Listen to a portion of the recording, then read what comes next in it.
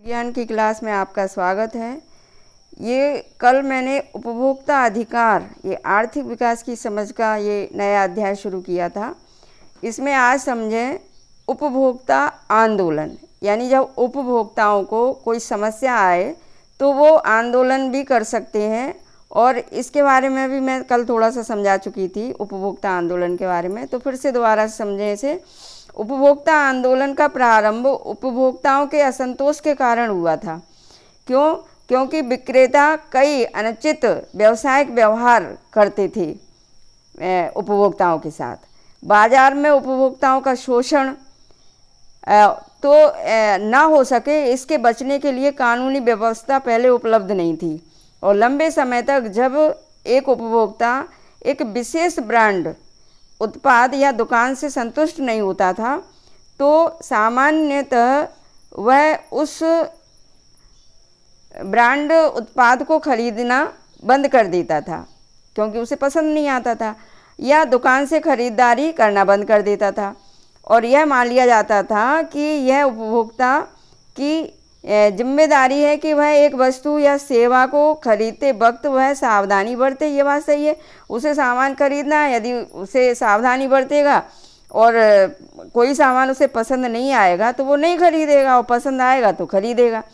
संस्थाओं को लोगों में जागरूकता लाने में भारत और पूरे विश्व में कई वर्ष लग गए। इस बात को उपभोक्ता यानी जो सामान खरीदने वाले हैं उनमें ये जागरूकता लाने में, और इसने वस्तुओं और सेवाओं की गुणवत्ता सुनिश्चित करने की जिम्मेदारी विक्रेताओं पर डाल दी। क्योंकि जो वस्तु गुणवान नहीं होती थी, अच्छी नहीं होती थी, तो खरीदार उसको खरीदता नहीं था। इसलिए विक्रेताओं की मजबूरी हो गई कि सामान की गुणवत्ता बढ़े।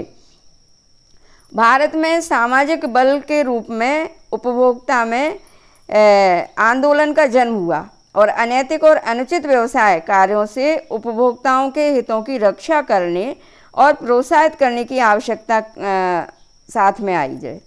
अत्यधिक खाद्य कमी, जमाखोरी, कालाबाजारी, यानी खाद्य सामग्री कम हो जाने पर जमाखोरी होने लगती है और कालाबाजारी शुरू हो जाती है, और खाद्य पदार्थों एवं खाद्य तेलों में मिलावट भी शुरू हो जाती है। इस वजह से 1960 के दशक में व्यवस्थित रूप में उपभोक्ता आंदोलन की शुरुआत हुई। यानी उपभोक्ता आंदोलन की शुरुआत हुई 1960 में, और 1970 के दशक तक उपभोक्ता संस्थाएं बृहद स्तर पर उपभोक्ता अधिकार से संबंधित आलेखों के लेखन और प्रदर्शनी का आयोजन का कार्य करने लगी थी। और उन्होंने सड़क यात्री परिवहन में अत्यधिक भीड़ भाड़ और राशन दुकानों में होने वाले अनुचित कार्यों पर, जैसे अभी मिलावट या कालाबाजारी, इस तरह के अनुचित कार्यों पर नज़र रखने के लिए उपभोक्ता दल बनाया। और हाल में भारत में उपभोक्ता दलों की संख्या में भारी वृद्धि हुई है। ये बाज़ारों की जांच करने का काम करते हैं। अब देखिए उपभोक्ता इंटरनेशनल।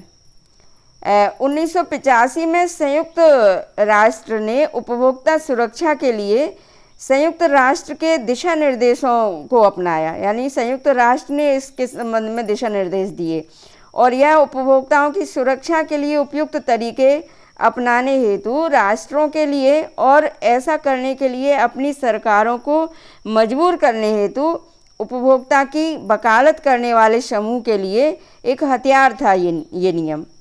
और अंतर्राष्ट्रीय स्तर पर यह उपभोक्ता आंदोलन का आधार बना, और आज उपभोक्ता इंटरनेशनल 115 से भी अधिक देशों के 220 संस्थाओं का एक संरक्षक संस्था बन गया है ये। तो इस तरह से उपभोक्ताओं के संरक्षण के लिए ये कार्य हुआ अंतर्राष्ट्रीय स्तर पर, और इन सभी प्रयासों के परिणाम स्वरूप यह आंदोलन बृहत स्तर पर उपभोक्ताओं के हितों के खिलाफ और अनुचित व्यवसाय शैली को सुधारने के लिए, यानी जो व्यवसाय शैली जो उचित नहीं थी उसको सुधारने के लिए व्यवसायिक कंपनियों और सरकारों दोनों पर दबाव डालने में ये सफल हुआ ये नियम। और 1986 में भारत सरकार द्वारा एक बड़ा कदम उठाया गया, और यह उपभोक्ता सुरक्षा अधिनियम 1986 में कानून बना था, जो कि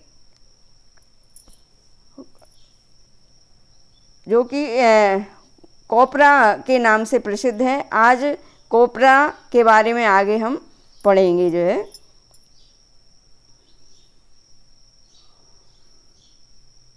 तो देखिए, अब हम इन चीज़ों पर विचार करें। पहला है उपभोक्ता दलों द्वारा कौन कौन से उपाय अपनाए जा सकते हैं। तो ये जो मैंने अभी जो समझाया है, इसको आप अच्छे से समझ करके इन प्रश्नों के उत्तर छांटेंगे और कॉपी पर लिखेंगे कि उपभोक्ता दलों द्वारा कौन कौन से उपाय अपनाए जा सकते हैं और नियम एवं कानून होने के बावजूद उनका अनुपालन नहीं होता है, क्योंकि इस पर विचार विमर्श करें।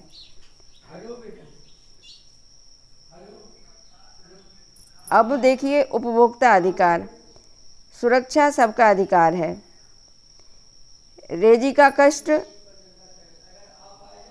रेजी मैथ्यू कक्षा 9 का एक स्वस्थ लड़का केरल के एक निजी चिकित्सालय में टॉन्सिल निकलवाने के लिए भर्ती हुआ।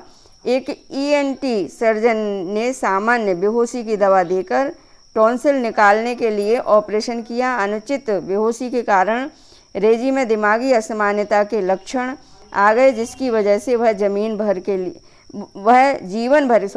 भर के लिए अपंग हो गया और उसके पिता ने सेवा में चिकित्सा की गलती और लापरवाही के लिए राज्य उपभोक्ता विवाद निवारण समिति में 5 लाख के मुआवजे का दावा किया। राज्य समिति ने यह कहकर मामला खारिज कर दिया कि सबूत पर्याप्त नहीं है और रेजी के पिता ने दिल्ली स्थित राष्ट्रीय उपभोक्ता विवाद निवारण समिति में पुनः अपील की। मामले की जांच करने के बाद राष्ट्रीय समिति ने अस्पताल को चिकित्सा में लापरवाही का दोषी पाया और हर्जाना देने का निर्देश दिया। तो इस तरह से ये कुछ व्यवस्था हुई कि वो अपनी बात कह सके। अब देखिए,